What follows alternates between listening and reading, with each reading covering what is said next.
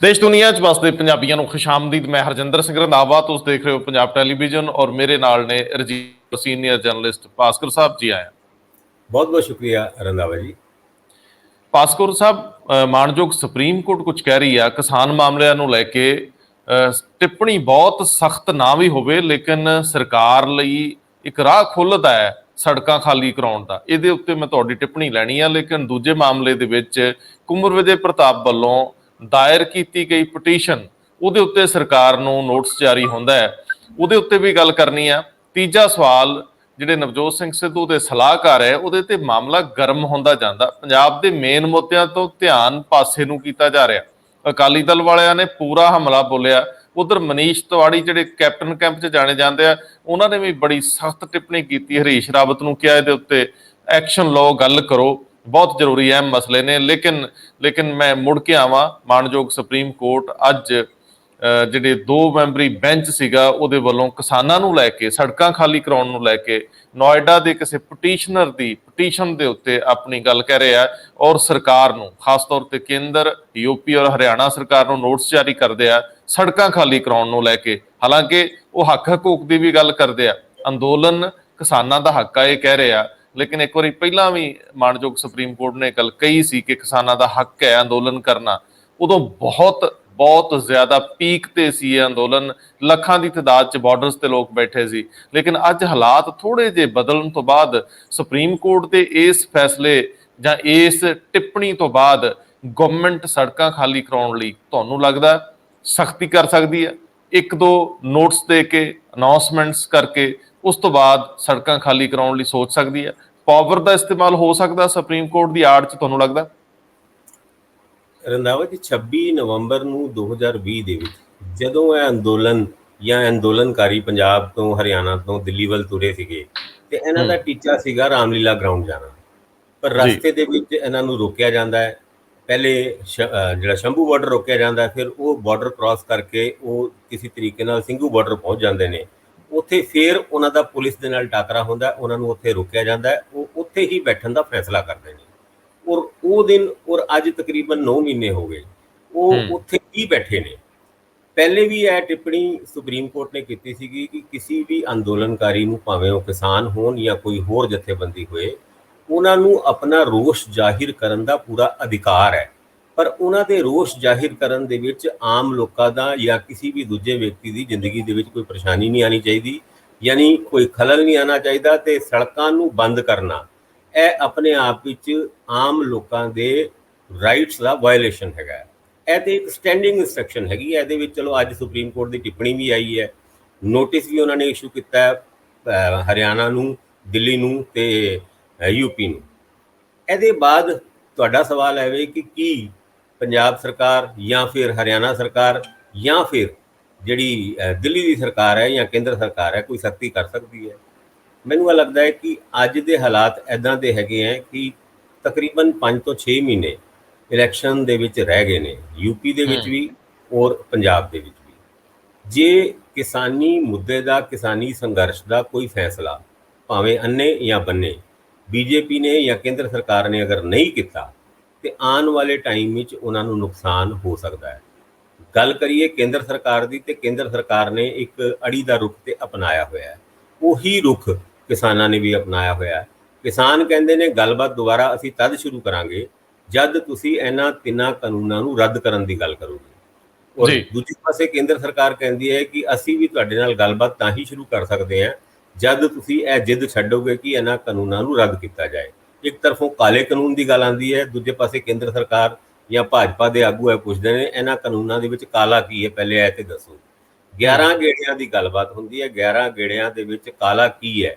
ਕਿਸਾਨ ਇੱਕ ਕਲੌਜ਼ ਦੇ ਉੱਤੇ ਸਰਕਾਰ ਨੂੰ ਸਮਝਾਉਂਦੇ ਨੇ ਔਰ ਕਿਸੇ ਨਾ ਕਿਸੇ ਜਗ੍ਹਾ ਸਰਕਾਰ ਇਹ ਗੱਲ ਮੰਨ ਵੀ ਜਾਂਦੀ ਹੈ ਕਿ ਇਹਨਾਂ ਕਾਨੂੰਨਾਂ ਨੂੰ ਬਣਾਉਣ ਤੋਂ ਪਹਿਲੇ ਜਿਹੜੇ ਸਟੇਕ ਹੋਲਡਰ ਸੀਗੇ, ਯਾਨੀ ਕਿਸਾਨ ਸੀਗੇ, ਉਹਨਾਂ ਦੇ ਨਾਲ ਬਹੁਤਾ ਸਲਾਹ ਮਸ਼ਵਰਾ ਨਹੀਂ ਕੀਤਾ ਗਿਆ। ਪਰ ਅੱਜ ਅਸੀਂ ਖੜੇ ਹਾਂ ਸੁਪਰੀਮ ਕੋਰਟ ਦੀ ਉਸ ਟਿੱਪਣੀ ਦੇ ਉੱਤੇ। ਨਹੀਂ, ਇਹਦੇ ਚ ਇੱਕ ਟਿੱਪਣੀ ਮੈਂ ਦੇ ਦਿਆਂ। ਜਦੋਂ ਤੁਸੀਂ ਕਹਿ ਰਹੇ ਹੋ ਨਾ, ਸਰਕਾਰ ਕੱਲੀ ਮੰਨ ਨਹੀਂ ਜਾਂਦੀ ਕਿ ਅਸੀਂ ਇਹਨਾਂ ਨਾਲ ਸਲਾਹ ਮਸ਼ਵਰਾ ਨਹੀਂ ਕੀਤਾ, ਇਹ ਵੀ ਮੰਨ ਜਾਂਦੀ ਹੈ ਕਿ ਜਿਹੜੀ ਵੀ ਅਮੈਂਡਮੈਂਟ ਕਰਾਉਣੀ ਕਰਾ ਲਓ। ਮਤਲਬ ਇੱਕ ਪੱਧਰ ਤੇ ਤਾਂ ਇਹ ਵੀ ਗੱਲ ਹੋ ਗਈ ਕਿ ਇਹਦਾ ਖੋਲ ਰਹਿਣ ਦਿਓ, ਵਿੱਚ ਸਭ ਬਦਲ ਲਓ। ਜੇਕਰ ਗਵਰਨਮੈਂਟ ਸਭ ਕੁਝ ਬਦਲਣ ਲਈ ਤਿਆਰ ਆ ਤਾਂ ਇਹਨੂੰ ਠੰਡੇ ਬਸਤੇ ਚ ਪਾਉਣ ਲਈ ਵਾਪਸ ਕਿਉਂ ਨਹੀਂ ਲੈ ਲੈਂਦੀ? ਇਹ ਸਵਾਲ ਅਹਿਮ ਆ। ਜੇ ਅਮੈਂਡਮੈਂਟ ਕਰ ਦਿਓ ਤਾਂ ਜਿੱਦ ਕਾਹਦੀ? ਜੇ ਪਰਿਵਾਰ ਦੇ ਮੁਖੀ ਹੋ ਤਾਂ ਮੁਖੀ ਵਾਂਗ ਵਿਚਰੋ।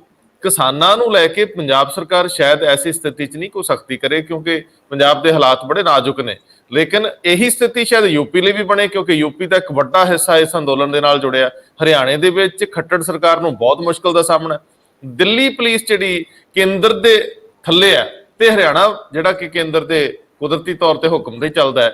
ਇਹ ਦੋ ਪਰਿਸਥਿਤੀਆਂ, ਦੇਖੋ ਗੱਲ ਆ ਕਿ ਇਹ ਤਿੰਨ ਸੂਬੇ ਜਿਹੜੇ ਜਿਨ੍ਹਾਂ ਨੂੰ ਅਸੀਂ ਗੱਲ ਕਰ ਰਹੇ ਹਾਂ, ਦਿੱਲੀ, ਹਰਿਆਣਾ ਔਰ ਯੂਪੀ ਦੇ ਵਿੱਚ ਭਾਜਪਾ ਦੀ ਸਰਕਾਰ ਆ, ਹਰਿਆਣਾ 'ਚ ਭਾਜਪਾ ਦੀ ਸਰਕਾਰ ਆ, ਦਿੱਲੀ ਦੀ ਪੁਲਿਸ ਭਾਜਪਾ ਦੇ ਕੋਲੇ ਆ, ਸੋ ਕੇਂਦਰ ਦੇ ਕੋਲੇ ਆ।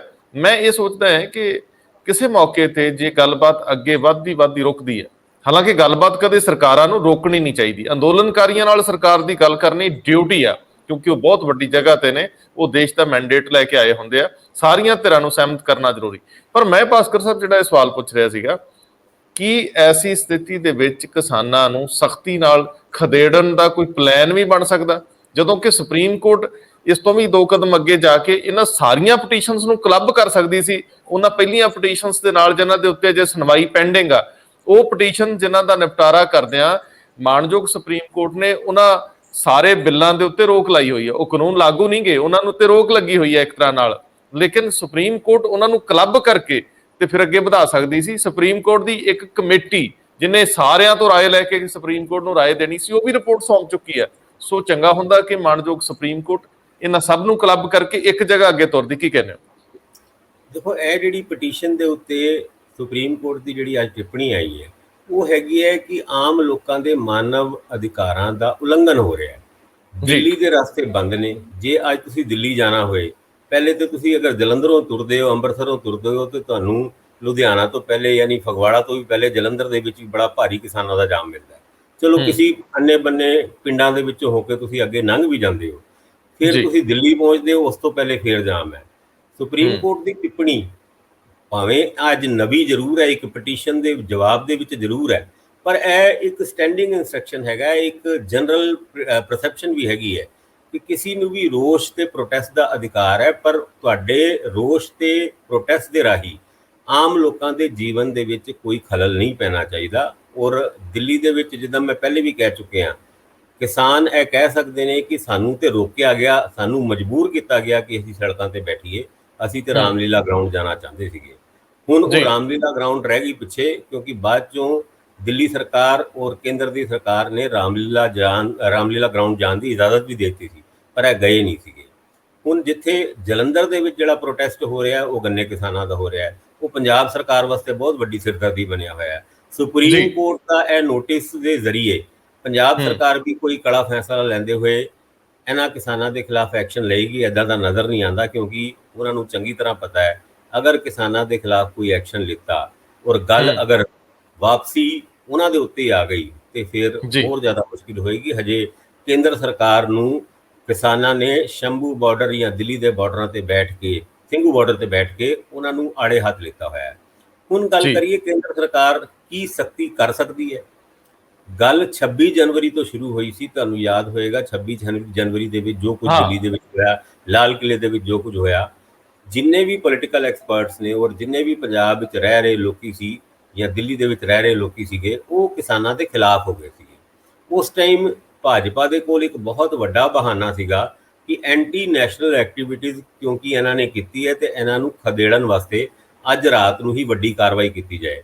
ਉਹ ਕਾਰਵਾਈ ਪਲਾਨ ਵੀ ਹੋ ਗਈ ਸੀਗੀ, ਕੋਸ਼ਿਸ਼ ਵੀ ਹੋਈ। ਹਾਂ, 27-28 ਜਨਵਰੀ ਸੀਗੀ ਜਦ ਗਾਜੀਪੁਰ ਬਾਰਡਰ ਤਕਰੀਬਨ ਖਾਲੀ ਕਰਾ ਲਿਆ ਗਿਆ ਸੀਗਾ ਔਰ ਉਹਦੇ ਵਿੱਚ ਸਿਰਫ ਚੰਦ ਲੀਡਰ, ਚੰਦ ਵਰਕਰ ਬੈਠੇ ਹੋਏ ਸੀ ਔਰ ਉਹਨਾਂ ਦੇ ਲੀਡਰ ਸੀਗੇ ਰਾਕੇਸ਼ ਟਿਕੈਤ। ਉਹਨਾਂ ਯਾਦ ਕਰੋ, ਉਹ ਰਾਤ ਜਦ ਰਾਕੇਸ਼ ਟਿਕੈਤ ਉਹਨਾਂ ਦੇ ਅੱਖਾਂ ਤੋਂ ਆਂਸੂ ਆਏ, ਯੂਪੀ ਦੇ ਵਿੱਚ ਤਕਰੀਬਨ ਸਾਰੇ ਕਿਸਾਨ ਐਕਟਿਵ ਹੋ ਗਏ। ਉਹਨਾਂ ਦੇ ਭਰਾ ਨੇ ਮਹਾ ਪੰਚਾਇਤ ਬੁਲਾਈ, ਰਾਤੋਂ ਰਾਤ ਹਜ਼ਾਰਾਂ ਦੀ ਤਾਦਾਦ ਦੇ ਵਿੱਚ ਟਰੈਕਟਰ ਗਾਜ਼ੀਪੁਰ ਬਾਰਡਰ ਪਹੁੰਚੇ ਤੇ ਉਸ ਅੰਦੋਲਨ ਨੂੰ ਇੱਕ ਨਵਾਂ ਜਨਮ ਮਿਲਿਆ। ਉਹ ਰਾਕੇਸ਼ ਟਿਕੈਤ ਜੋ ਕੋਈ ਇਸ ਅੰਦੋਲਨ ਦੇ ਵਿੱਚ ਬਹੁਤ ਵੱਡੇ ਲੀਡਰ ਵਜੋਂ ਨਹੀਂ ਜਾਣੇ ਜਾਂਦੇ ਸੀਗੇ, ਉਸ ਦਿਨ ਤੋਂ ਬਾਅਦ ਉਹੀ ਸਭ ਤੋਂ ਵੱਡੇ ਲੀਡਰ ਵਜੋਂ ਜਾਣੇ ਗਏ।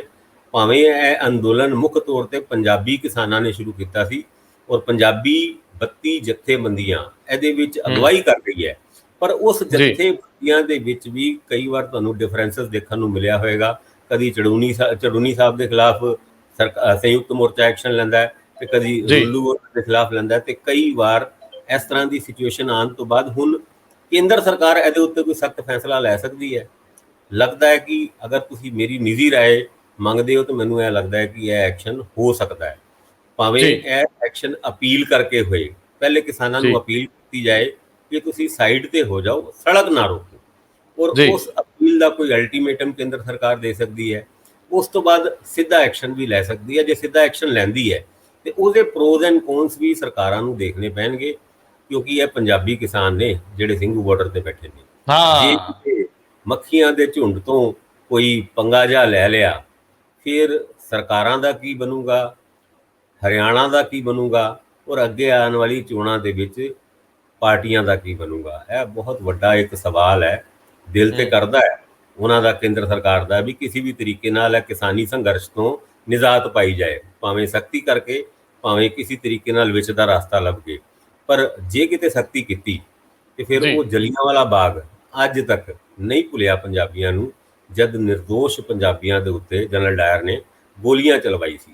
ਇੱਦਾਂ ਦਾ ਕੁਝ ਐਕਸ਼ਨ ਕੇਂਦਰ ਸਰਕਾਰ ਉੱਥੇ ਕਰਦੀ ਹੈ ਤੇ ਫਿਰ ਲੈਣੀ ਦੀ ਦੇਣੀ ਸਰਕਾਰ ਨੂੰ ਪੈ ਸਕਦੀ ਹੈ। ਭਾਸਕਰ ਸਾਹਿਬ ਇਹਦੇ ਚ ਕੋਈ ਦੋ ਰਾਵਾਂ ਨਹੀਂ ਕਿ ਫਿਲਹਾਲ ਲੋਕ ਸ਼ਾਂਤ ਨੇ, ਕਿਉਂਕਿ ਅੰਦੋਲਨ ਆਪਣੀ ਮਸਤ ਚਾਲ ਦੇ ਵਿੱਚ ਹੈ। ਜੇ ਕਿਧਰੇ ਵੀ ਕੋਈ ਭੀੜ ਬਣਦੀ ਹੈ ਤੇ ਇਹਦੇ ਚ ਕੋਈ ਦੋ ਰਾਵਾਂ ਨਹੀਂ ਕਿ ਪੂਰਾ ਪੰਜਾਬ ਤੇ ਹਰਿਆਣਾ ਉਮੜ ਸਕਦਾ ਹੈ, ਯੂਪੀ ਤੱਕ ਕੁਝ ਹਿੱਸਾ ਉਮੜ ਕੇ ਉਧਰ ਨੂੰ ਆ ਸਕਦਾ ਹੈ। ਸਰਕਾਰਾਂ ਲਈ ਇਹ ਗਲੇ ਦੀ ਹੱਡੀ ਬਣ ਸਕਦਾ ਹੈ ਮਾਮਲਾ। ਲੇਕਿਨ ਜਿਹੜਾ ਪੰਜਾਬ ਦੇ ਵਿੱਚ ਰੋਹ ਆ ਗੰਨੇ ਕਿਸਾਨਾਂ ਦਾ, ਕੱਲ ਕੈਪਟਨ ਅਮਰਿੰਦਰ ਸਿੰਘ ਨੇ ਸੱਦੇ ਤਾਂ ਹੈ ਕਿਸਾਨ, ਵੇਖੋ ਸ਼ਾਇਦ ਸੜਕਾਂ ਖਾਲੀ ਹੋਣ, ਲੋਕਾਂ ਨੂੰ ਥੋੜੀ ਨਿਜਾਤ ਮਿਲੇ, ਉਹਨਾਂ ਦੇ ਮਸਲੇ ਵੀ ਹੱਲ ਹੋਣ, ਉਹਨਾਂ ਦਾ ਘਰ ਵੀ ਚੱਲਦਾ ਰਹੇ, ਉਹਨਾਂ ਦੇ ਜਿਹੜੇ ਪੈਂਡਿੰਗ ਬਕਾਏ ਨੇ ਉਹ ਤਾਂ ਦਿਓ ਨਾ, ਉਹ ਤਾਂ ਬਹੁਤ ਜ਼ਰੂਰੀ ਆ। ਤੁਸੀਂ ਔਖੇ ਹੋ ਲਓ, ਸੌਖੇ ਹੋ ਲਓ, ਆਪਣੀਆਂ ਪੈਨਸ਼ਨਾਂ ਤਨਖਾਹਾਂ ਇੱਕ ਵਾਰੀ ਰੋਕ ਲਓ, 2-10 ਦਿਨ ਗਾਂਹ ਵਧਾ ਲਓ। ਲੇਕਿਨ ਮੈਂ ਇਹ ਤੋਂ ਅੱਗੇ ਜਾਊਂਗਾ ਕਿ ਅੱਜ ਆਪਣੇ ਹਾਈ ਕੋਰਟ ਦੇ ਵਿੱਚ ਵੀ ਇੱਕ ਐਕਟੀਵਿਟੀ ਹੋਈ ਆ, ਜਿਹੜਾ 30 ਜੂਨ ਨੂੰ ਕੁੰਵਰ ਵਿਜੇ ਪ੍ਰਤਾਪ ਨੇ ਇੱਕ ਦਾਖਲ ਕੀਤੀ ਸੀ ਪਟੀਸ਼ਨ, ਕਿਉਂਕਿ ਉਹਨਾਂ ਦੇ ਖਿਲਾਫ ਬੜੀਆਂ ਸਖਤ ਟਿੱਪਣੀਆਂ ਹੋਈਆਂ ਨੇ ਉਸ ਜੱਜਮੈਂਟ 'ਚ, ਜਿਹੜੀ ਜੱਜਮੈਂਟ ਨੇ ਪੰਜਾਬ ਦੇ ਰਾਜਨੀਤਿਕ ਜੀਵਨ ਦੇ ਵਿੱਚ ਖਲਬਲੀ ਮਚਾਈ। ਕੈਪਟਨ ਅਮਰਿੰਦਰ ਸਿੰਘ ਦੀ ਸਰਕਾਰ ਖਤਰੇ 'ਚ ਆ ਗਈ। ਅਕਾਲੀ ਦਲ ਵੱਲੋਂ ਵੀ ਆਪਣੇ ਤੌਰ ਤੇ ਉਹਦੇ ਤੇ ਰਿਐਕਸ਼ਨ ਮਿਲੇ, ਲੇਕਿਨ ਕੁੱਲ ਮਿਲਾ ਕੇ ਸਿਆਸਤ ਇੰਨੀ ਤੇਜ਼ੀ ਨਾਲ ਅੱਗੇ ਵਧੀ ਕਿ ਹੁਣ ਤਾਂ ਸਰੋਵ ਹੀ ਮਹਾਂਦਰਾ ਹੀ ਬਦਲ ਗਿਆ। ਇੱਥੋਂ ਤੱਕ ਆਉਂਦੇ ਆ ਕੁੰਵਰ ਵਿਜੇ ਪ੍ਰਤਾਪ ਦੀ ਉਸ ਪਟੀਸ਼ਨ ਤੇ ਗਵਰਨਮੈਂਟ ਨੂੰ ਕਿਹਾ ਗਿਆ ਵੀ ਜਵਾਬ ਦਾਖਲ ਕਰੋ। ਕੁੰਵਰ ਕੀ ਆਖਦੇ ਮੈਨੂੰ ਦੱਸਿਓ ਜਰਾ, ਤੁਹਾਡੀ ਉਹਨਾਂ ਨਾਲ ਗੱਲ ਵੀ ਹੋਈ ਹੈ? ਗੱਲ ਅਗਰ ਕੁੰਵਰ ਪ੍ਰਤਾਪ ਉਹਨਾਂ ਦੀ SIT ਔਰ SIT ਨੂੰ ਜਦ ਹਾਈ ਕੋਰਟ ਨੇ ਦਰਕਿਨਾਰੇ ਕੀਤਾ ਸੀਗਾ, ਉਹਦੇ ਵਿੱਚ ਕੁਝ ਪਰਸਨਲ ਟਿੱਪਣੀਆਂ ਵੀ ਕੀਤੀ ਗਈ ਸੀ, ਜਿਨ੍ਹਾਂ ਵਿੱਚ ਇੱਕ ਸੀਗਾ ਕਿ SIT ਦੇ ਕੁੰਵਰ ਵਿਜੇ ਪ੍ਰਤਾਪ ਜਿਹੜੇ ਉਸ SIT ਦੇ ਮੁੱਖ ਮੈਂਬਰ ਸੀਗੇ, ਉਹਨਾਂ ਨੇ ਆਪਣੀ ਇਨਵੈਸਟੀਗੇਸ਼ਨ ਸਹੀ ਤਰੀਕੇ ਨਾਲ ਅਨਬਾਇਸਡ ਮੈਨਰ ਨਾਲ ਨਹੀਂ ਕੀਤੀ। ਔਰ ਇਹ ਵੀ ਉਹਨਾਂ ਦੇ ਬਾਰੇ 'ਚ ਕਿਹਾ ਗਿਆ ਕਿ ਅਗਲੀ ਜਿਹੜੀ SIT ਬਣਾਓਗੇ ਉਹਦੇ ਵਿੱਚ ਕੁੰਵਰ ਵਿਜੇ ਪ੍ਰਤਾਪ ਉਹਨਾਂ ਨੂੰ ਮੈਂਬਰ ਨਹੀਂ ਬਣਾਇਆ ਜਾਏ। ਇਹ ਕੁਝ ਅਜੀਬ ਜਿਹੀ ਟਿੱਪਣੀਆਂ ਹਾਈ ਕੋਰਟ ਨੇ ਜ਼ਰੂਰ ਕੀਤੀ ਸੀ, ਜੋ ਕਦੀ ਦੇਖੀ ਨਹੀਂ ਗਈ ਕਿ ਇੱਕ ਸਰਕਾਰੀ ਅਫਸਰ ਜਿਹਨੂੰ ਤੁਸੀਂ ਦੋਸ਼ੀ ਤੇ ਕਰਾਰ ਨਹੀਂ ਦੇ ਰਹੇ, ਪਰ ਇਹ ਜ਼ਰੂਰ ਕਹਿ ਰਹੇ ਹੋ ਕਿ ਅੱਗੇ ਇਸ ਮੁੱਦੇ ਤੇ ਕੋਈ SIT ਬਣਾਓਗੇ ਤੇ ਇਸ SIT ਦੇ ਵਿੱਚ ਕੁੰਵਰ ਵਿਜੇ ਪ੍ਰਤਾਪ ਨਹੀਂ ਹੋਣਾ। ਇਹ ਇੱਕ ਕੁੰਵਰ ਵਿਜੇ ਪ੍ਰਤਾਪ ਉਹਨਾਂ ਇਸ ਗੱਲ ਨੂੰ ਪਰਸਨਲਾਈਜ਼ ਤਰੀਕੇ ਨਾਲ ਵੀ ਲੈ ਗਏ ਸੀਗੇ।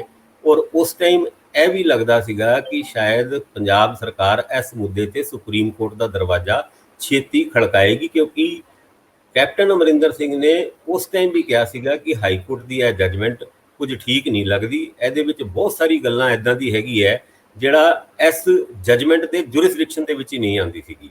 ਪਰ ਇਸ ਗੱਲ ਨੂੰ ਕਾਫੀ ਮਹੀਨੇ ਹੋ ਗਏ, ਜੂਨ ਦੀ ਗੱਲ ਹੈਗੀ ਹੈ, ਔਰ ਅੱਜ ਆਪਾਂ ਖੜੇ ਹਾਂ ਅਗਸਤ ਤੋਂ। ਇੰਨੇ ਮਹੀਨਿਆਂ ਦੇ ਵਿੱਚ ਇੱਕ ਨਵੀਂ SIT ਦਾ ਗਠਨ ਤੇ ਹੋ ਗਿਆ, ਪਰ ਸੁਪਰੀਮ ਕੋਰਟ ਦਾ ਦਰਵਾਜ਼ਾ ਹਜੇ ਤੱਕ ਪੰਜਾਬ ਦੀ ਸਰਕਾਰ ਨੇ ਨਹੀਂ ਖਟਕਾਇਆ ਸੀਗਾ ਔਰ ਅਪੀਲ ਨਹੀਂ ਕੀਤੀ ਸੀਗੀ। 30 ਜੂਨ ਨੂੰ ਕੁੰਵਰ ਵਿਜੇ ਪ੍ਰਤਾਪ ਉਹਨਾਂ ਨੇ ਅਪੀਲ ਕਰਤੀ। ਉਸ ਅਪੀਲ ਦੇ ਉੱਤੇ ਹੁਣੇ ਨੋਟਿਸ ਆਫ ਮੋਸ਼ਨ ਸਰਕਾਰ ਨੂੰ ਹੋ ਗਿਆ। ਹੁਣ ਨੋਟਿਸ ਆਫ ਮੋਸ਼ਨ ਦਾ ਮਤਲਬ ਕੀ ਹੁੰਦਾ ਹੈ?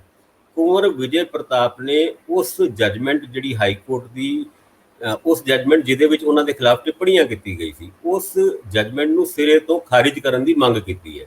ਨਹੀਂ, ਇਹ ਸਿਰੇ ਤੋਂ ਖਾਰਜ ਕਰਨ ਦੀ ਮੰਗ ਕੀਤੀ ਹੈ ਕਿ ਉਹਨਾਂ ਨੇ ਆਪਣੇ ਖਿਲਾਫ ਹੋਈਆਂ ਟਿੱਪਣੀਆਂ ਹਟਾਉਣ ਦੀ ਮੰਗ ਕੀਤੀ? ਉਸ ਜਜਮੈਂਟ ਨੂੰ ਸਿਰੇ ਤੋਂ ਖਾਰਿਜ ਹੋਣ ਦੀ ਮੰਗ ਕੀਤੀ ਹੈ ਕੁੰਵਰ ਵਿਜੇ ਪ੍ਰਤਾਪ ਉਹਨਾਂ ਨੇ।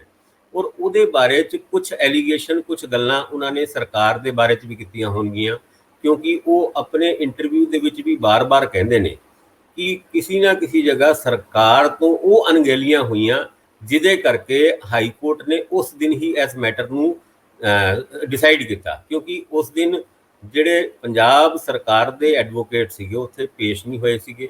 ਔਰ ਉਹਨਾਂ ਨੇ ਇਹ ਵੀ ਨਹੀਂ ਕਿਹਾ ਕਿ ਸਾਨੂੰ ਅਗਲੀ ਡੇਟ ਦੇ ਦਿੱਤੀ ਜਾਏ ਤਾਂ ਕਿ ਸਾਡੇ ਜਿਹੜੇ ਐਡਵੋਕੇਟ ਜਨਰਲ ਨੇ ਉਹ ਉਹਦੇ ਵਿੱਚ ਪੇਸ਼ ਹੋ ਸਕਦੇ ਹੋਣ। ਪਰ ਇਹ ਸਾਰੀ ਗੱਲਾਂ ਦੇ ਬਾਵਜੂਦ ਹੁਣ ਜਿਹੜਾ ਨੋਟਿਸ ਆਫ ਮੋਸ਼ਨ ਸਰਕਾਰ ਨੂੰ ਹੋਇਆ ਤੇ ਸਰਕਾਰ ਇਹਦੇ ਵਿੱਚ ਕਸੂਤੀ ਫਸਦੀ ਹੈ, ਕਿਉਂਕਿ ਸਰਕਾਰ ਨੂੰ ਕੁੰਵਰ ਵਿਜੇ ਪ੍ਰਤਾਪ ਉਹਨਾਂ ਦਾ ਔਰ ਉਸ ਪਟੀਸ਼ਨ ਦਾ, ਉਸ ਜਜਮੈਂਟ ਦਾ ਵਿਰੋਧ ਕਰਨਾ ਹੀ ਪਏਗਾ। ਸੁਪਰੀਮ ਕੋਰਟ ਦਾ ਦਰਵਾਜ਼ਾ ਉਹ ਖਟਕਾ ਚੁੱਕੇ ਨੇ। ਨਾਰਮਲੀ ਕੀ ਹੁੰਦਾ ਹੈ ਰੰਧਾਵਾ ਜੀ, ਜਦ ਸੁਪਰੀਮ ਕੋਰਟ ਦਾ ਦਰਵਾਜ਼ਾ ਕਿਸੇ ਹਾਈ ਕੋਰਟ ਦੀ ਜਜਮੈਂਟ ਦੇ ਖਿਲਾਫ ਖੜਕਾਇਆ ਜਾਂਦਾ ਹੈ ਤਾਂ ਸੁਪਰੀਮ ਕੋਰਟ ਉਸ ਪਟੀਸ਼ਨਰ ਨੂੰ ਇਹ ਪੁੱਛਦੀ ਹੈ ਕਿ ਥੱਲੜੇ ਵਾਲੀ ਕੋਰਟਾਂ ਦੀ ਯਾਨੀ ਹਾਈ ਕੋਰਟ ਦੀ ਸਾਰੀ ਆਪਸ਼ਨਸ ਨੂੰ ਤੁਸੀਂ ਅਵੇਲ ਕਰ ਚੁੱਕੇ ਹੋ, ਕਿਉਂਕਿ ਉਹ ਜਜਮੈਂਟ ਸਿੰਗਲ ਬੈਂਚ ਦੀ ਸੀਗੀ। ਹਾਂ, ਉਹ ਡਬਲ ਬੈਂਚ ਕੋ ਜਾ ਸਕਦੇ, ਡਬਲ ਬੈਂਚ ਕੋਲ ਜਾਣਾ, ਉਸ ਤੋਂ ਬਾਅਦ ਉਹ ਅਗਰ ਤੁਹਾਡੀ ਪਟੀਸ਼ਨ ਖਾਰਿਜ ਹੋ ਜਾਂਦੀ ਹੈ ਤੇ ਤੁਹਾਡੇ ਕੋਲ ਰਾਈਟ ਬਚਦਾ, ਤੁਸੀਂ ਸੁਪਰੀਮ ਕੋਰਟ ਜਾ ਸਕਦੇ ਹੋ। ਪਰ ਸਰਕਾਰ ਨੇ ਉਸ ਡਬਲ ਬੈਂਚ ਤੋਂ ਜਾਣ ਦਾ ਫੈਸਲਾ ਨਹੀਂ ਕੀਤਾ, ਕਿਉਂਕਿ ਉਸ ਡਬਲ ਬੈਂਚ ਨੇ ਤੇ ਇੱਕ ਨੋਟਿਸ ਆਫ ਮੋਸ਼ਨ ਉਹਨਾਂ ਦੇ ਖਿਲਾਫ ਇਸ਼ੂ ਕਰਤਾ। ਹੁਣ ਸਰਕਾਰ ਕਸੂਤੀ ਫਸੀ ਹੈ ਕਿ ਉਹਦੇ ਉੱਤੇ ਕੀ ਜਵਾਬ ਦੇਗੀ। ਇਨ ਦਾ ਮੇਨ ਟਾਈਮ ਉਹ ਸੁਪਰੀਮ ਕੋਰਟ ਦਾ ਦਰਵਾਜ਼ਾ ਖਟਖਟਾਉਂਦੇ ਨੇ।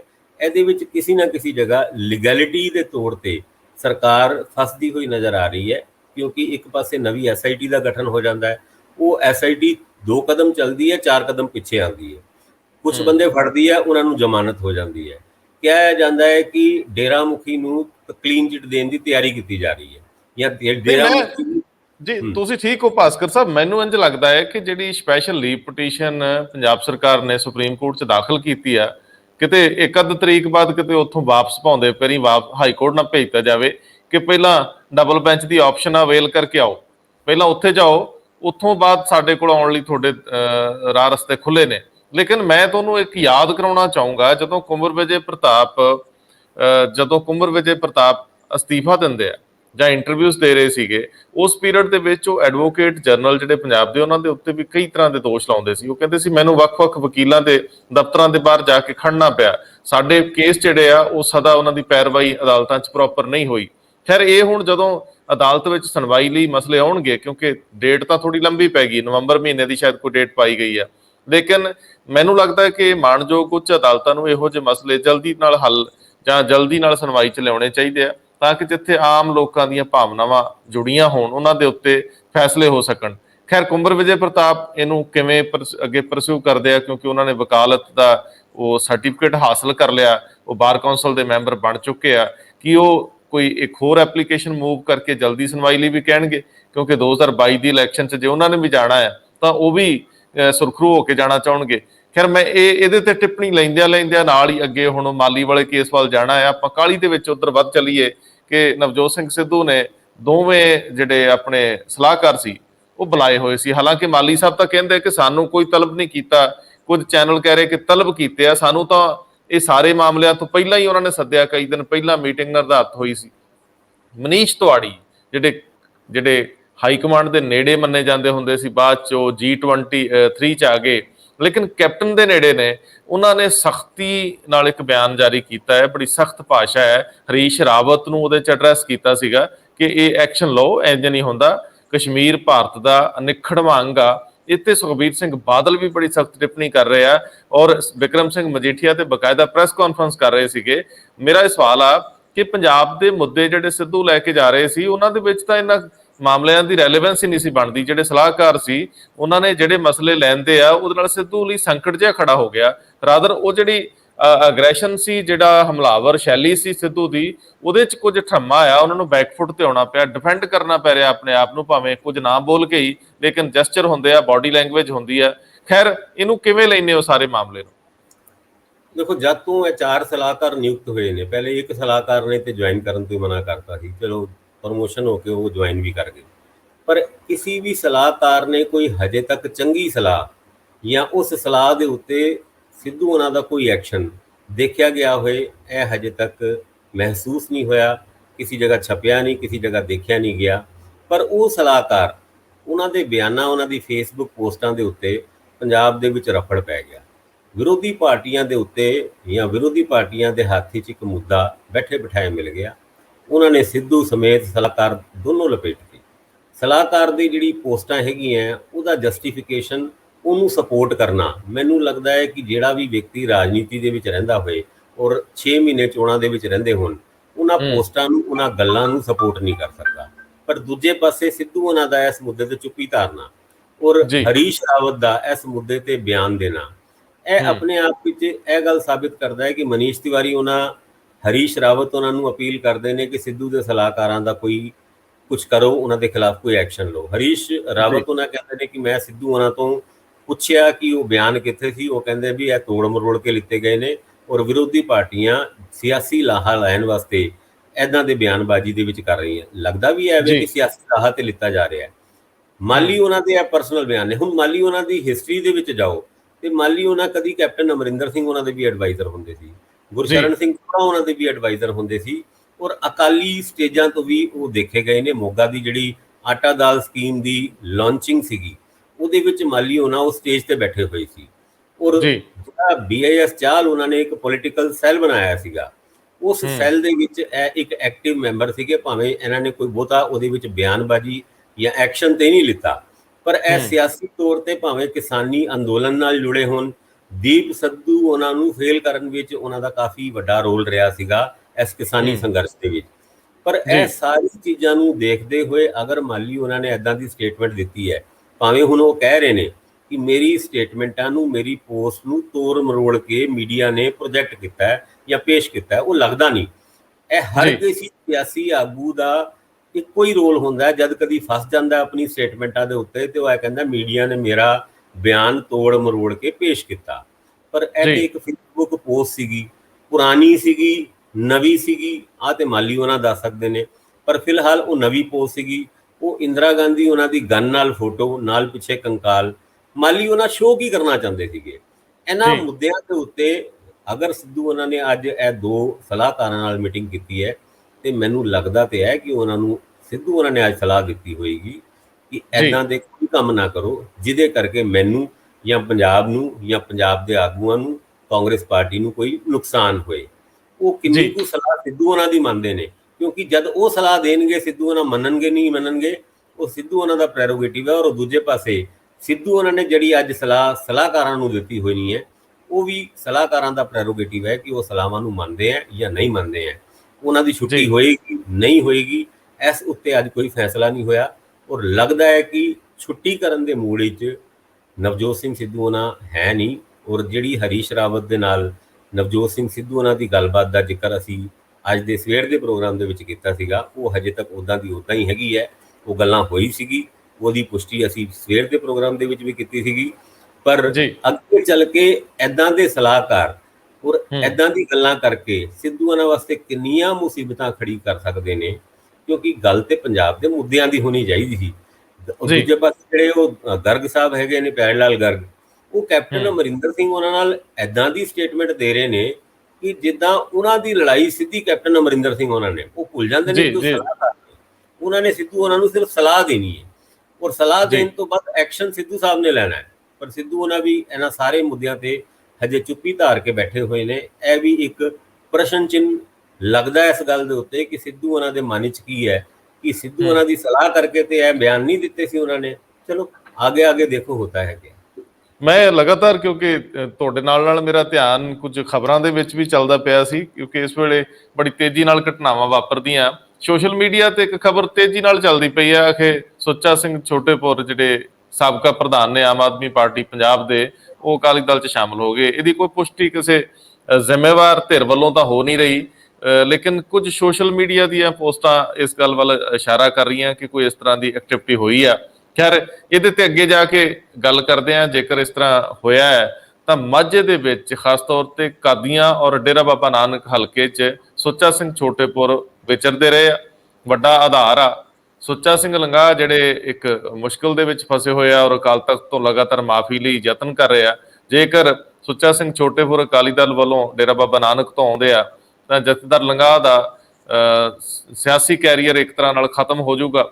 ਦੂਜੇ ਬੰਨੇ ਜੇ ਉਹ ਕਾਦੀਆਂ 'ਚ ਜਾਂਦੇ ਆ ਤਾਂ ਕਾਦੀਆਂ ਦੇ ਵਿੱਚ ਵੀ ਕਾਫੀ ਲੋਕ ਪਹਿਲਾਂ ਤੋਂ ਉਮੀਦਵਾਰ ਸੀਗੇ, ਲੇਕਿਨ ਅਜੇ ਇਸ ਖਬਰ ਦੀ ਪੁਸ਼ਟੀ ਅਸੀਂ ਨਹੀਂ ਕਰ ਰਹੇ, ਲੇਕਿਨ ਸੋਸ਼ਲ ਮੀਡੀਆ ਦੇ ਉੱਤੇ ਲਗਾਤਾਰ ਇਹ ਗੱਲ ਵਾਇਰਲ ਹੋ ਰਹੀ ਆ। ਖੈਰ, ਜੇਕਰ ਇੰਜ ਹੁੰਦਾ ਹੈ ਤਾਂ ਸਿਆਸੀ ਵਿਸ਼ਲੇਸ਼ਕ ਇੱਥੇ ਵੀ ਗੱਲ ਕਰਨਾ ਚਾਹਣਗੇ। ਸੁੱਚਾ ਸਿੰਘ ਛੋਟੇਪੁਰ ਕਦੇ ਚਿਹਰਾ ਸੀ ਆਮ ਆਦਮੀ ਪਾਰਟੀ ਦਾ, ਉਹਨਾਂ ਨੂੰ ਕੱਢਿਆ ਜਾਂਦਾ ਜਦੋਂ, ਉਸ ਤੋਂ ਬਾਅਦ ਆਮ ਆਦਮੀ ਪਾਰਟੀ ਦਾ ਗ੍ਰਾਫ ਤੇਜ਼ੀ ਨਾਲ ਥੱਲੇ ਆਉਂਦਾ। ਭਾਸਕਰ ਸਾਹਿਬ, ਤੁਹਾਨੂੰ ਤਾਂ ਪਤਾ ਹੀ ਆ ਕੀ ਕੁਝ ਵਾਪਰਦਾ ਹੈ। ਉਸ ਤੋਂ ਬਾਅਦ ਕਦੇ ਆਮ ਆਦਮੀ ਪਾਰਟੀ ਲੀਏ ਨਹੀਂ ਚੜ ਸਕੀ, ਪਾਟੋ ਧਾੜ ਦਾ ਸ਼ਿਕਾਰ ਹੋਊਗੀ। ਭਗਵੰਤ ਮਾਨ ਦੀ ਵੀ ਅੱਜ ਕੱਲ੍ਹ ਚੁੱਪ ਹੈ। ਬੜੇ ਲੋਕ ਤਾਂ ਰੌਲਾ ਇਸ ਗੱਲ ਦਾ ਪਾ ਰਹੇ ਆ ਕਿ ਉਹ ਨਾਰਾਜ਼ ਨੇ। ਖੈਰ, ਇਹ ਤੇ ਆਪਾਂ ਫਿਰ ਅਗਲੇ ਸੈਗਮੈਂਟ ਦੇ ਵਿੱਚ ਗੱਲ ਕਰਦੇ ਹਾਂ ਜੀ। ਬਹੁਤ ਮਿਹਰਬਾਨੀ, ਧੰਨਵਾਦ ਜੀ।